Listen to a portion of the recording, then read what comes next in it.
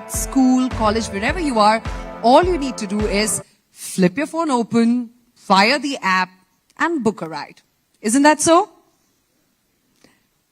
Well, talking of apps now, the app economy in India is booming thanks to the digital strides that India has been making over the past many years. And as we see the power of technology, we are looking at this effort of digitizing various aspects of our life, holding immense potential towards transforming the lives of 1 billion people in this country.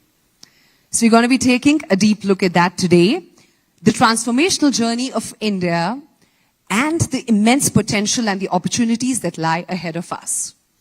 And that, ladies and gentlemen, brings me to the much-awaited fireside chat of this afternoon that we're all waiting for.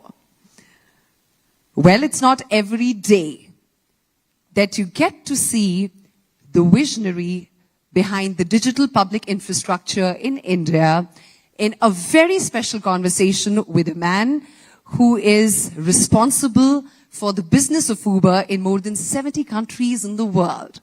So ladies and gentlemen, please join me with a thunderous round of applause as a welcome onto the stage for a very special chat, the CEO of Uber, Mr. Dara Khosrowshahi, in a very special conversation with co-founder and chairman of Infosys, Mr. Nandan Nilekani.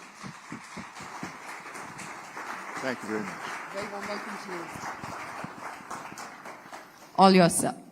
Thank you very much. It's great to be here, this is my first visit to India in 4 years, and it's absolutely extraordinary how things have changed, how India is racing forward in many things, but especially all things digital. And it's great to be here with you.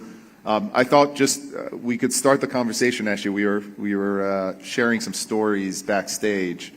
And one thing that I didn't know is, I've been running Uber now almost 7 years. And I came to the company in a pretty tough time. The company was going through very difficult cultural issues, leadership transformation. Before I joined, there were 14 CEOs, which, I'm not sure is a good thing. I'll take one CEO. But actually, during that tough time, the India team here asked for some help. They needed the local team to be inspired. So they asked you, Nandan, to come into the office. That's right. And you gave them a little pep talk. Tell us about that. Tell us who called you, what I think it happened. was just a week before you took charge, so we didn't know that you were coming. I didn't know I was coming at the time. So yeah, I'm told they announced it without telling you, but anyway. yeah. And I told them a story which I thought should inspire them. I said, look, I got my smartphone because of Uber. And what happened, I was in New York in February of 2008 or thereabouts, and I went to see a friend at NYU who was always like a geeky guy who kept track of new things. And after the meeting, he said, shall I call a cab for you? I said, sure, but I can go down and hail one. He said, no, come down. He tapped on the phone, and in 2 minutes, something magical appeared. And that really got me, hooked on Uber, and I still use it every time I travel. In India, Thank you. I have the luxury of having a car with a driver, so I don't use it that much. But around the world, I'm on Uber. So thank you for what you guys have done. But to your thing, you came to this company in 2017, and it had all the issues. And in 7 years, you transformed it. Market cap at an all-time high. You're actually giving cash back, which is a big deal in this world. And different world. You really put something, $7 billion is your plan. So how did you pull this off? It's a long story, and I would say that it's been a lot of ups and downs at the company. But I do think that at the very core, you said it, the reason why I came to Uber, I've been running Expedia for 13 years, it was a great run, was that Uber is a product that I was very passionate about. It's a magical product. It's a product that had incredible impact in the world that we live. It's not just a digital-only product, but it's at the intersection of the digital and the physical. And while Uber was going through very, very difficult cultural issues, the talent of the company was actually pretty extraordinary.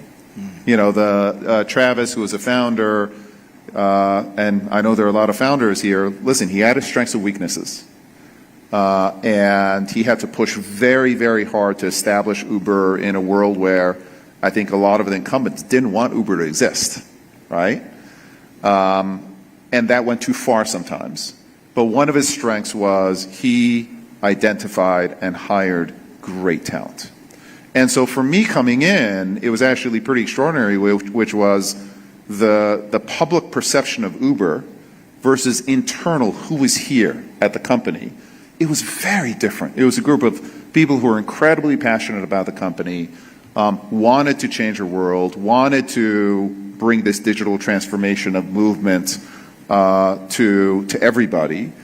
And for me as a leader, it was just about pointing them in the right direction, which is, hey, there's absolutely, we want to, keep pushing this revolution, but we want to do so in the right way.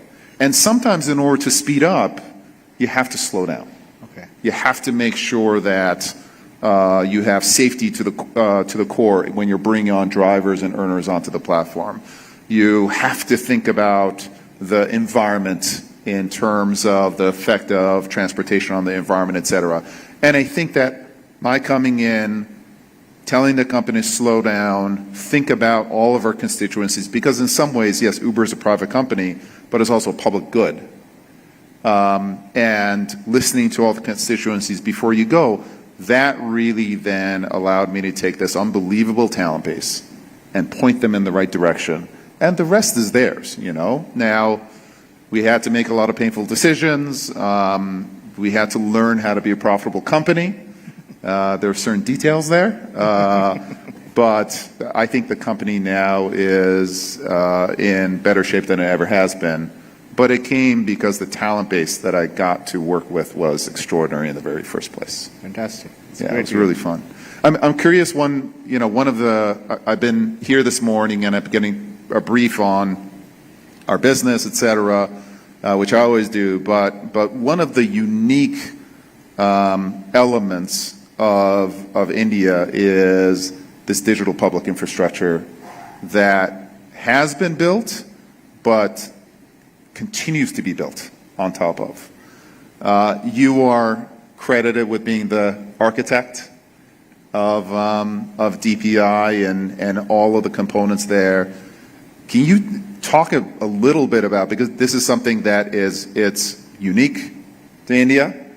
It's for companies like ours to figure out how we engage here, and Uber is an active engagement with the various components that's being built.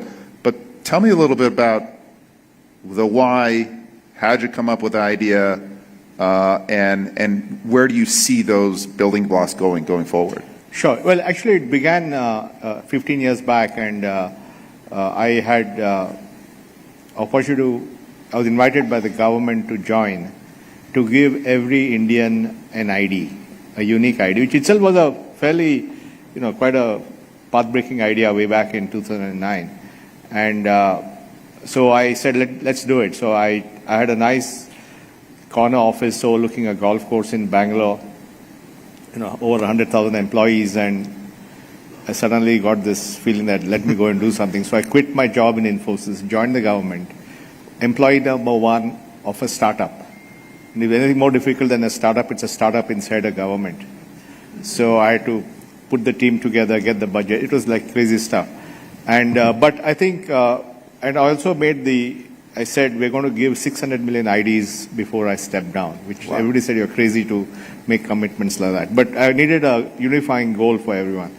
So that's how I ended up in the Aadhaar world. And today, of course, 1.3 billion people have an ID, and it's used 80 million times a day for authentication, KYC, and so on.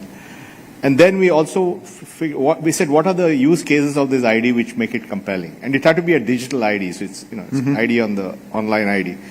So we came up one as authentication, verify who the person is. And that turned out to be a very useful thing in many, many applications. And we gave it as an API because we realized that innovation has to happen outside. We had to build the rails on which innovation happens. Something like how the internet or GPS happened. They were built as rails on which innovation could happen. So we took the same principle. And the another use case was KYC, or know your customer. And, to open a bank account or to get a mobile connection, you need both these things. And we came up with a way to collapse the time of a KYC from days to minutes, which, by the way, you use for driver verification. We do, yeah. I presume, yeah.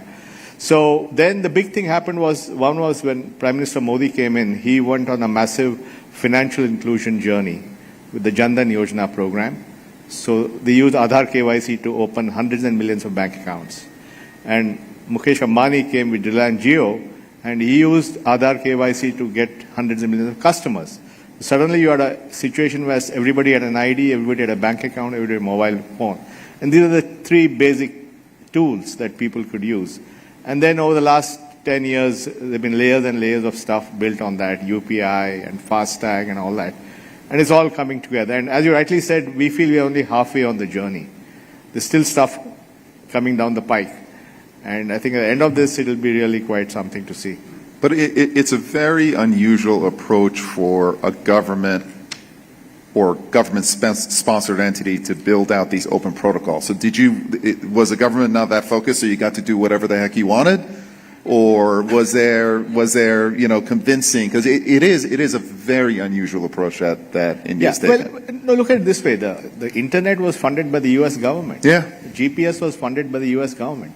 And they were open protocols. So it's not that we're creating a new model. It already existed in the U.S. So we just took that approach to use the internet. No, to use the architecture of creating a public rail on which private innovation could happen was essentially modeled on the internet and GPS. But the fact is, the government had this policy of doing an ID. Our value add was, let's make it a digital ID. Mm-hmm. Because 2009, might as well make it a digital ID. So I think it was very supportive, and we had government changes. Everybody is supportive. I think people realize that if you really want to solve India's problems at scale, you need digital rails which will enable things to happen. For example, today India does the world's largest direct benefit transfer. So you just have to press a button and money goes into people's bank accounts at scale. Okay, during COVID, the U.S. could have used that during COVID. So they were sending checks in the mail and all that. So they realize the power of these things. So I think, and Prime Minister Modi is a very tech savvy person, so he fully appreciates and supports it. But I want to get back to you on, within a couple of years of joining, COVID happened. Yes. And COVID was about people. When COVID happened, people didn't leave their homes, so they didn't need to go anywhere. So mobility was not a business anymore. So how did you survive that one? With some difficulty. So I do think that sometimes the worst things that can happen to the company in hindsight could be the best things. With COVID, we were at the time losing $3 billion in terms of profitability, if you want to call it that. And our mobility business was a cash cow of the business, and we were using mobility to fund the delivery business. Delivery Eats was just a promise. And overnight, we lost 85% of our volumes when COVID happened. And I still remember, actually, the first time I heard about COVID, we were about to have a management offsite, and we heard about 3 passengers in Mexico getting COVID. And then we got some details. I killed the offsite. Everyone go home, etc. But we lost 85% of our volumes, and that required a lot of soul searching. We had been a company that was completely focused on expansion, and we had to retrench. And it really forced us as a company to decide what is the core value that Uber brings, and then what's non-core. So there were businesses that we were in. We were building bikes and scooters, e-bikes and scooters. We were building autonomous technology, et cetera, vertical takeoff landing products. We had to painfully get out of those businesses. And we had to do a layoff of a quarter of our population, which was incredibly painful. I never thought I'd come to Uber to lay people off. It's a growth company. But I think that event really caused the company to double down on what we do, which is build these giant managed marketplaces that bring, demand for transportation and supply for transportation together in a very artful, easy way through, the pricing and the matching, all of it driven by ML, et cetera. It really forced us to double down on what we do well. We were smart or lucky in that our Uber Eats business exploded. Okay. So a lot of our drivers who no longer had earnings opportunities, they moved over to Eats. Okay. And we really started building the Eats business in a huge way. And we survived. We did what we had to do. How much cash did you burn in those 2-3 years? We went from a $3 billion burn to a $5 billion burn if we didn't make cuts, but then we took it back down to a $3 billion burn. Fortunately, we had a lot of money in the bank. One of the lessons for the founders here, always have more in the bank than you think you need, because you never ever know what's going to happen to you. And thank God we raised more. Was that because you raised capital? We raised capital in the IPO, and we raised way more capital than we ever thought we need, except we needed it. And then we came out of COVID, I think because of the Eats business, and because after COVID, we really started focusing on the needs of our drivers and earners. Okay. Before COVID, I would say, just being self-critical, we took our drivers for granted to some extent. Yeah. We were generally oversupplied, et cetera, and we were much more of a consumer-focused company, and the customer who was the rider or the eater was always right. And the customer became, for us, the driver. Yeah. And we really started focusing on the driver needs. What are their needs, the onboarding, everything that they need for us to build a platform that's fair to both sides. And ultimately with Uber, the power of Uber is the 6.5 million earners who are on our platform and the services that they provide for everybody. So that allowed us to come out of COVID stronger than ever. And the discipline, the other lesson for us is there's in technology, and it's a bit of a twisted view, which is engineering teams often, they identify the size of their teams with their value. If you have a 20-person team, you want to then lead a 30-person team. You have a 30-person team, you want to lead a 50-person team. If you want a 50-person team, you want to lead a 100-person team, et cetera. Right? So the bigger your team, the better. And because we had to focus on cost so much, the heroes became the ones who could do great things with 10 people and who didn't ask for more people. And so the whole mentality of the company became different, and it became about, doing more with less, working smarter. And coming out of COVID now, we really are a platform. It is about mobility and delivery. Not in India, we're just mobility. It breaks my heart, but still, around the world, we're about mobility and delivery. And I think, our best days are ahead of us. But I never ever want to go through that experience again. Crazy. But in hindsight, it was. And is it true that you wear a cap and dark glasses and actually do the Uber duty once in a while? Yeah, it was actually during the pandemic. I was going crazy at home, so I wanted to get out of the house. So I bought an e-bike and I started delivering food for Uber Eats, and it preserved my sanity during those dark days. And I didn't own a car after COVID was over. I bought a Tesla. And so I drive the Tesla as an Uber driver. I'm Dara K. If you ever see me on the road, please give me 5 stars. I don't drive here, but I wore a mask because I didn't want people to recognize me, exactly, et cetera. It was just about the experience. And that, again, really helped me identify with the earners and the drivers. And it helped us build better product. So it was those are dark days, but, it's the test of any great entrepreneur. It's not how you do on your best days. It's how do you do on your worst days. Yeah.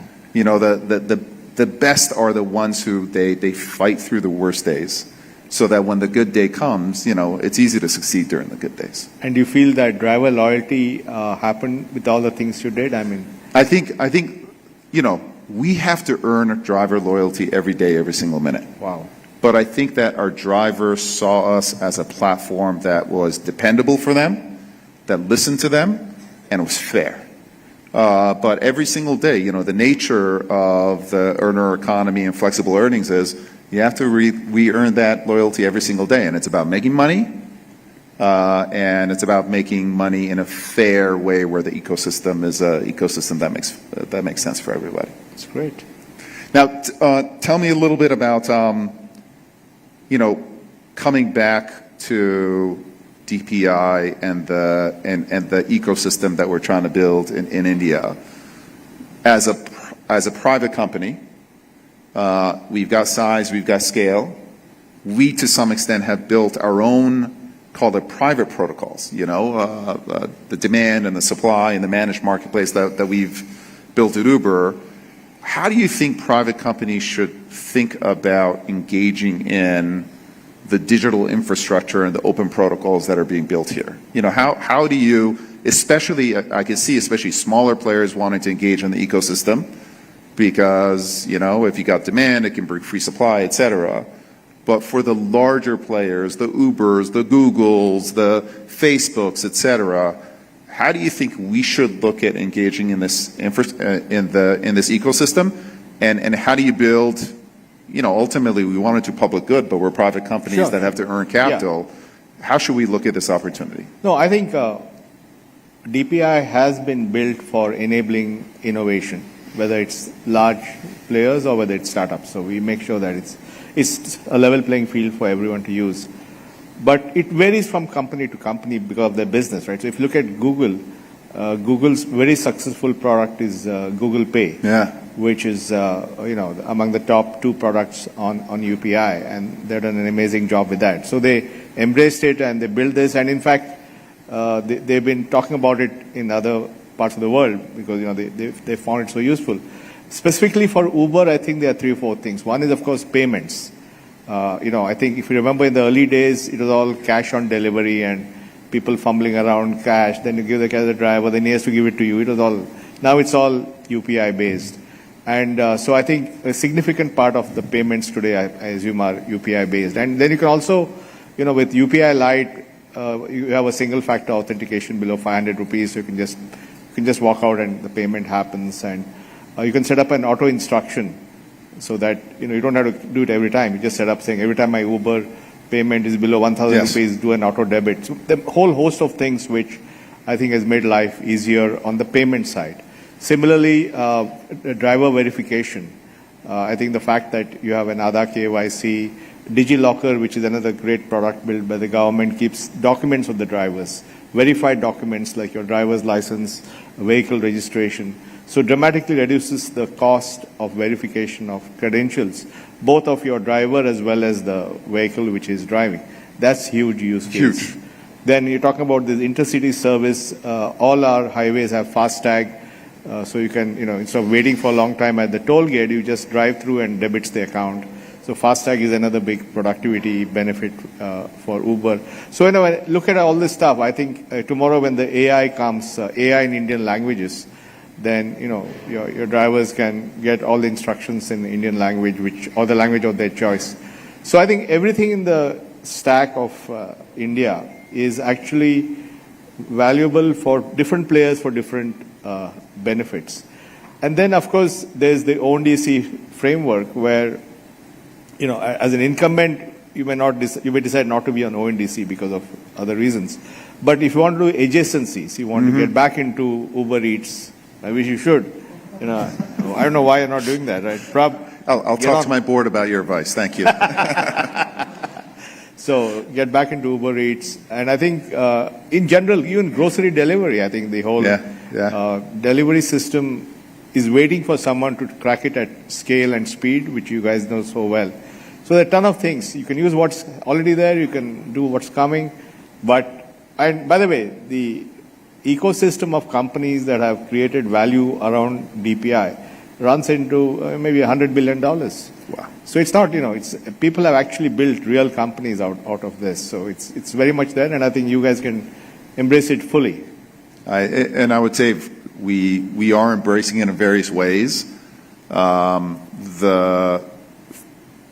of the strategic opportunities, the biggest strategic opportunities for Uber is for us to expand in the low-cost space, right? Uber now, we have been historically more four-wheelers, and it has historically been a product. Originally Uber, when Travis and Garrett founded Uber, it was in the streets of Paris, they wanted to hail a black car. So the business, kind of the core of the business, came from high-end luxury goods, right? But actually, if you look now, for us, the single biggest opportunity that we're very passionate about is lower cost products, three-wheelers, two-wheelers. We're building a service, Uber Bus, high-capacity vehicles that work for longer distances that maybe a two-wheeler or three-wheeler doesn't. So for us, low cost is an extraordinary opportunity. It's also an extraordinary opportunity for us to expand our services to a wider swath of the population. We don't want to just be upper middle class product. We want to be available for everybody. And the rails that you're building in terms of, one of our largest costs is onboarding earners onto the platform.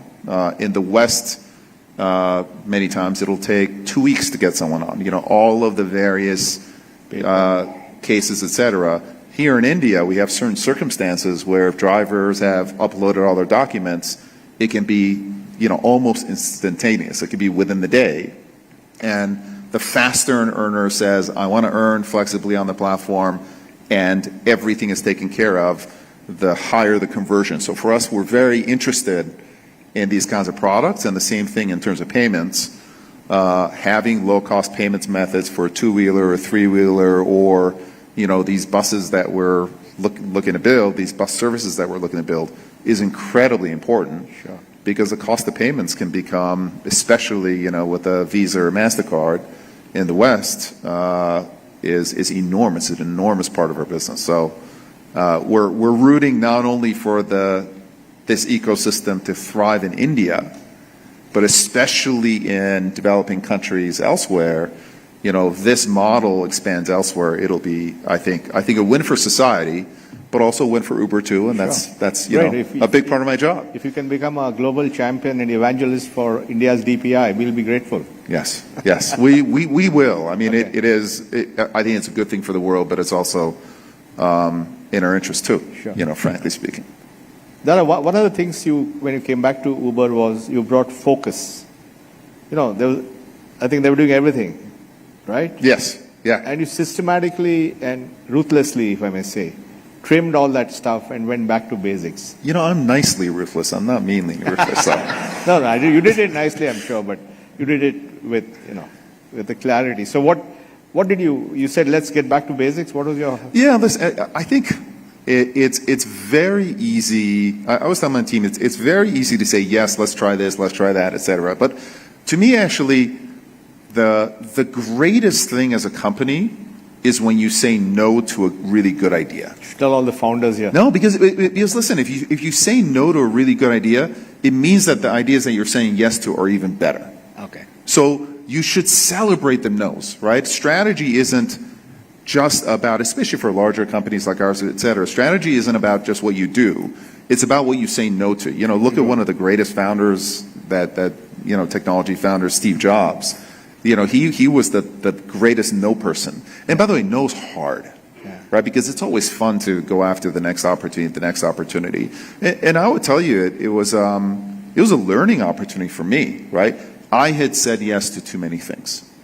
And I think in hindsight, we lived at the time in the zero interest rate world. ZERP. Yeah, the ZERP world, where, everyone was saying yes to everything. And I do think that some companies, including Uber, we got caught in chasing our own valuation, right? So the value, I was trying to manufacture ways to catch up to the expectations that others had of us. We have seen that movie here too. Yeah. and COVID kind of made the music stop. Yeah. And at that point, then we had to say, what is it that we are truly passionate? What are the side gigs? Let's let someone else do that. Someone else can be passionate about that.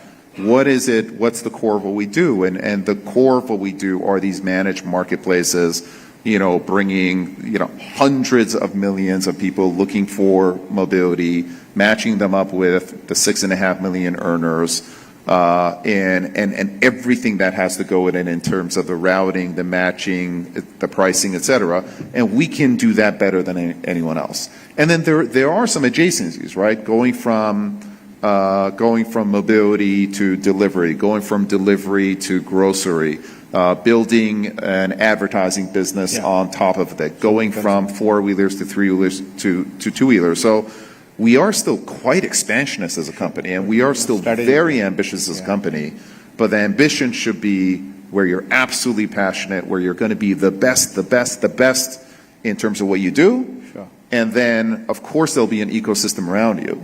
But if you try to be good at everything, you're not going to be good at anything. One thing I want to talk about is autonomous cars. Yes. I remember 10 years back, or whenever it was, Uber said we'll make autonomous cars, and Travis made that famous statement about the guy in the front seat. So you went and had the whole team from Carnegie Mellon, the whole autonomous team from Carnegie Mellon. We did. Very talented team. And then you had to, cut that out. That's one thing. But also, where do you see that? Because autonomous cars have the potential to transform your business. Very much so. And for us, the promise of autonomous, ultimately, it goes to what I started with, which is lowering the cost of transportation, making it available for everybody, and also making it safe. That is the promise of autonomous. And we are quite supportive of the autonomous ecosystem. Okay. We work with Waymo. We work with a number of autonomous players out there, Aurora, to essentially bring our demand. Because listen, these autonomous players, they're putting billions of dollars into building the technology. They need demand, and that's where we come in. I do think that I'm curious as to what you think. You work with governments here, Nandi, is the technology is slowly but surely improving.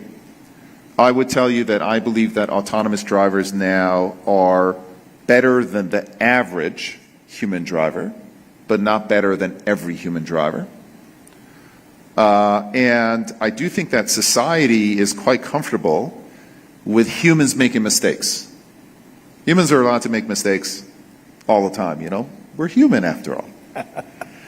But robots are not allowed to make mistakes. No mistakes. Right? So the standards that autonomous is going to be measured by are very different than the standards that humans are going to be measured by. Totally.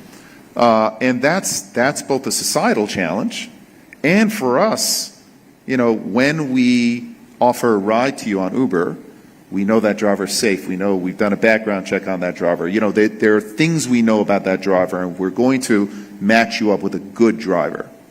And so we as a company also have to make sure that if we match you up with a robot driver, we match you up with a good, safe robot driver. That definition is accepted publicly, licensing, etc. So the government is taking care of that.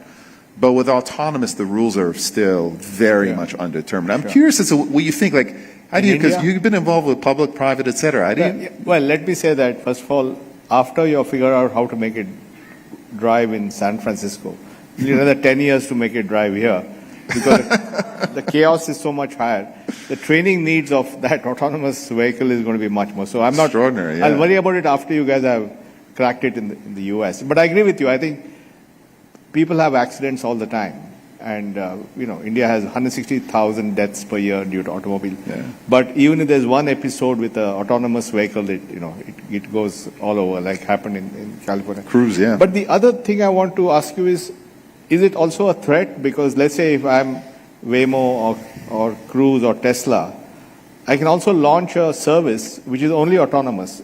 So what does that mean for you? I think it's both a threat and an opportunity. It absolutely could be a threat. But I think our hypothesis, it goes to what you and I were talking about earlier, is what are you great at?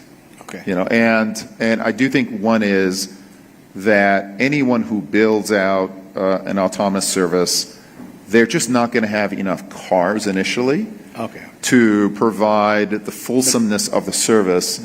It's got to be available anytime, anywhere. You want liquidity. So liquidity. So having a hybrid service that has, if you're making a hail, understands, is there an autonomous car near you, is there a human near you, et cetera, and provides you with a safe, reliable service, Correct. we can essentially help those companies bridge That's true. into the That's a great future. point. Yeah. And so I do think that, and a lot of these companies, listen, this problem has turned out to be more difficult than anyone imagined. Yeah. Remember, those days people thought by 2019 we are done. Absolutely. So I think that ultimately we can be a complement. No, I agree with that. I think your ability to bring it in gradually is actually your strength. Yes. Because they had to go full or nothing, and that's not going to work. Absolutely. Absolutely. Great. So we're working with the whole ecosystem, but it's turned out to be a tougher nut to crack. And we're working not only with passenger mobility, we have Uber Freight, so trucking, for example, is a very large autonomous use case. It's simpler highway driving, et cetera. And the same thing with delivery, which is, if you have a passenger and you have a robot car who's conservative, is going to be very is going to drive more slowly or not want to take that left turn, passenger is going to get impatient. A Big Mac isn't going to get impatient. They'll wait. The customer will get. The customer may get impatient as well. So we've covered all of the use cases of autonomous, which makes us, I think, a pretty good client. Oh, okay, great. Yeah, That's yeah. good. We talked about DPI and how, the more I hear about it, the more I get excited about it expanding. And I think we're out of time, so this will be the last question for you. It expanding all around the world. How do you think governments should think about, again, I'll come back to, it's very unusual for a government to sponsor an open protocol. Yeah. So there are dangers there, there are concerns there. How do you think governments should think about what are the dangers there, what are the issues, and then as we're sponsoring, DPI all over the world, what are those key issues that we have to make sure governments are satisfied with? Well, I think first of all, in a digitally intense world, we need to have some rails that are available to all. I mean, if you want to create a truly inclusive society, if you want everyone to be in, and you value the same thing, you want to make Uber everybody's mobility Absolutely. partner. So you need to have these kind of things. And what we're finding is that it's not just about technology, it's about inclusive growth, it's about economic growth. India is now growing very quickly. Part of it is because of the DPI. So I think governments are getting it. The question is how to, not in the how also has been solved. But, the politics is a very complex space, as you know. And therefore, it's really, that's the challenge that people have to deal with. But I think it is going to come. It's an idea whose time has come. And with your support, it will go even Yeah, how do you think private companies can help? Private companies, by demonstrating or talking about how well they've benefited from it, like, we talked about all the things, So we are very clear that this is not some kind of a government services thing. It's about enabling public rails for private innovation and letting markets innovate and flourish in a way that it creates competition, innovation, and so on. So it's very clear. So I think, and everybody, whether it's an incumbent like you or whether it's a startup, they're all going to benefit. All these guys are benefiting from it. Awesome. Do we have time for a rapid fire or, yeah? All right, so here's the rapid fire. I've got some questions for you. Are you ready? All right, yeah. All right. Who has been the biggest influence on you other than me? Well, I mean, my co-founder and leader, Narayan Murthy, is one. And, and Bill Gates also, who's been very supportive. That's pretty good. One superpower you wish you had? I wish I was more ambitious.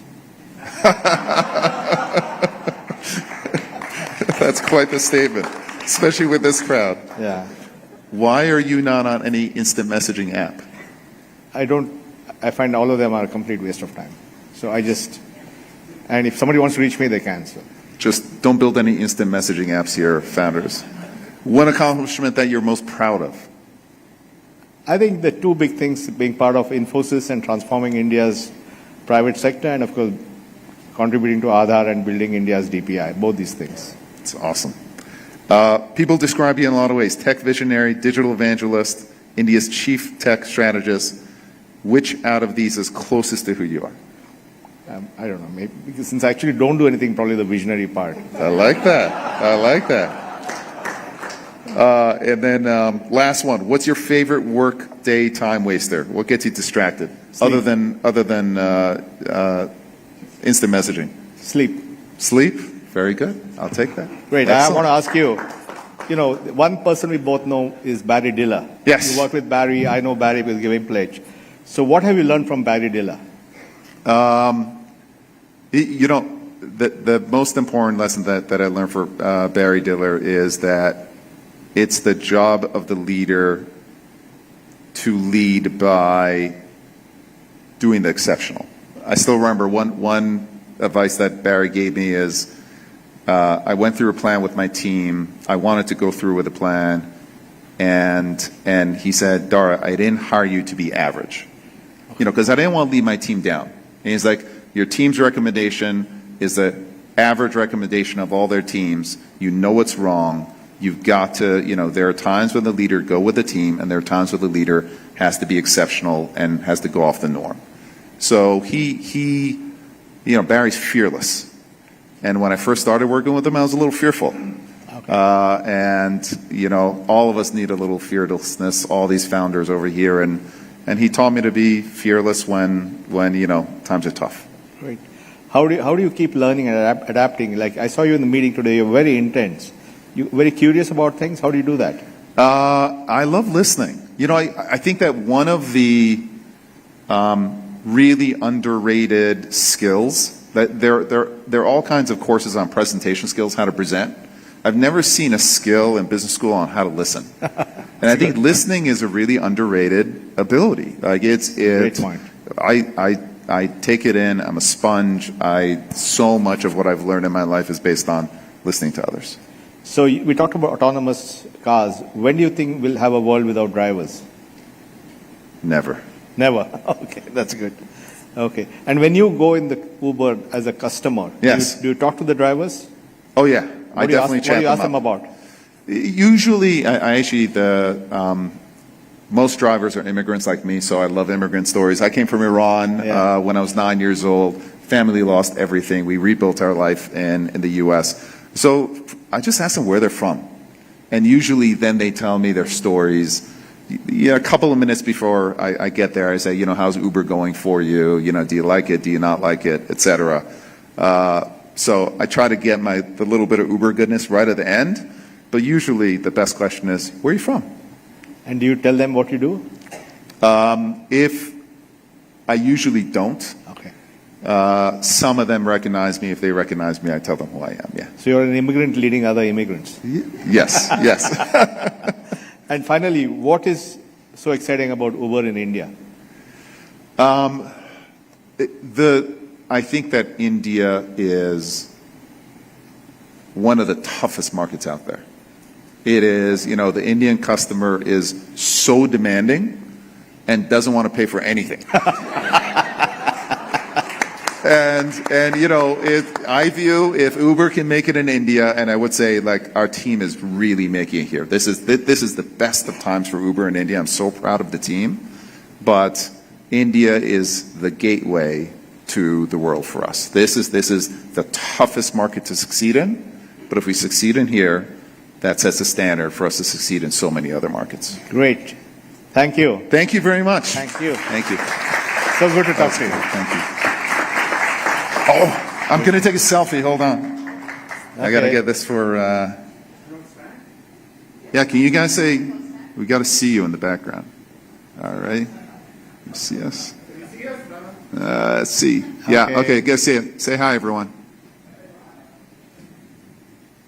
Thank you. Great. Send it to Barry, too. Yes, I will. Great.